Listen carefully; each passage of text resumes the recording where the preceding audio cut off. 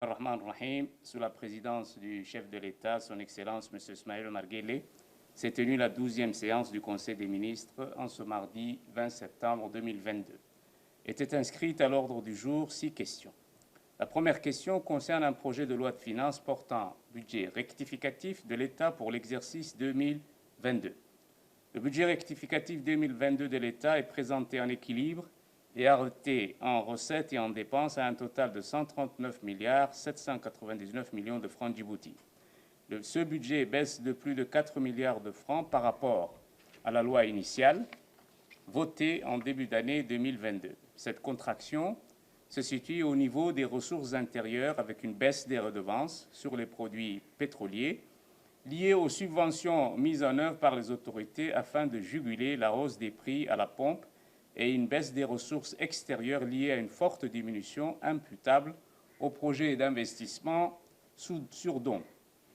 En matière de dépenses, le budget rectificatif prévoit également une baisse des dépenses ordinaires et d'investissement.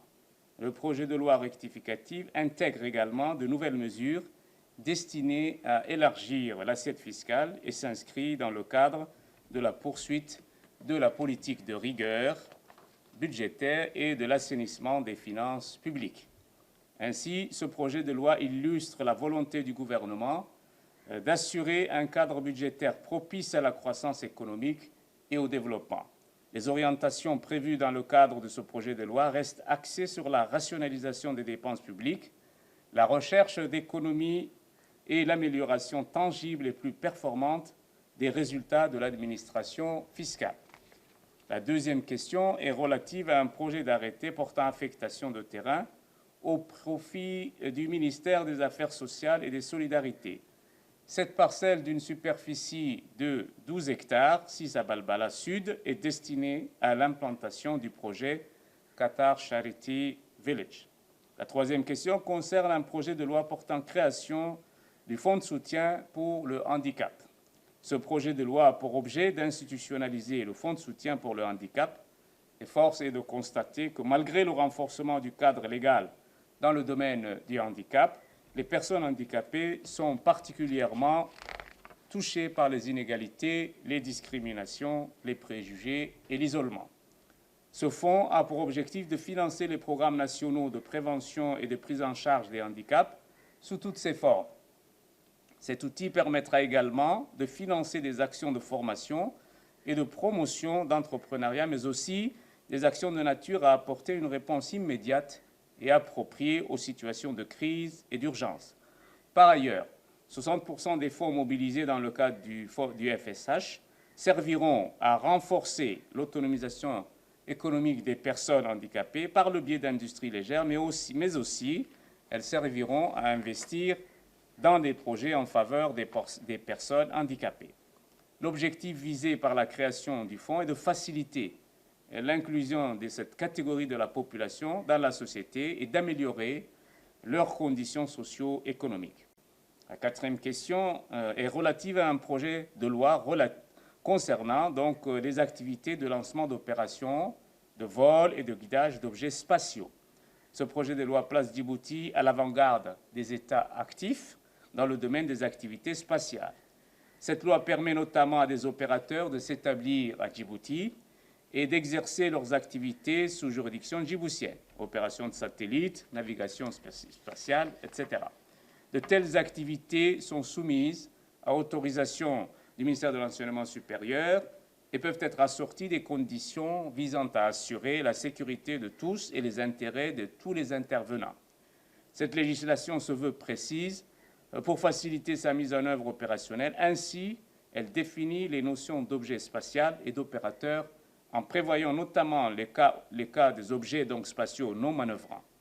La loi institue également un registre national des objets spatiaux qui doit permettre à Djibouti d'immatriculer des satellites ou autres engins dont elle serait propriétaire. La loi organise entre l'État djiboutien et l'opérateur un système de partage des responsabilités plafonné donc de l'auteur. La loi aura un double objectif, celui d'assurer la sécurité juridique et matérielle des activités spatiales opérationnelles menées sous juridiction djiboutienne et un deuxième objectif relatif au développement du cadre juridique adéquat à l'accueil et l'essor de ce secteur à Djibouti. La cinquième question est relative à un projet de décret portant création d'un observatoire régional de la recherche pour l'environnement et le climat.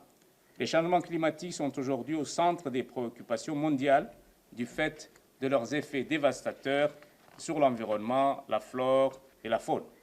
En dépit d'une contribution marginale à l'émission de gaz à effet de serre, la région IGAD fait partie des régions les plus affectées par leurs impacts. L'objectif étant de pallier au manque de données climatiques précises en Afrique de l'Est et de donner une plateforme de recherche scientifique de haut niveau à tous les chercheurs de la région pour affiner leurs études en matière de données climatiques et environnementales nécessaires à toute stratégie d'adaptation et de résilience durable. L'Observatoire régional de la recherche pour l'environnement et le climat est aujourd'hui équipé et opérationnel, preuve que l'initiative du chef de l'État, Son Excellence M. Ismaïl Omar Guelleh, est en marche. La sixième question est relative à un projet de décret accordant l'agrément d'entreprise d'assurance à la société anonyme dénommée Trust Assurance SA. Depuis la mise en œuvre de la loi numéro 40 de l'an 1999, 4e législature, fixant réglementation applicable aux entreprises d'assurance, le secteur des assurances est considéré parmi les secteurs essentiels au développement économique et social de notre pays. Cette réglementation donc a permis la restructuration du marché de l'offre de produits d'assurance.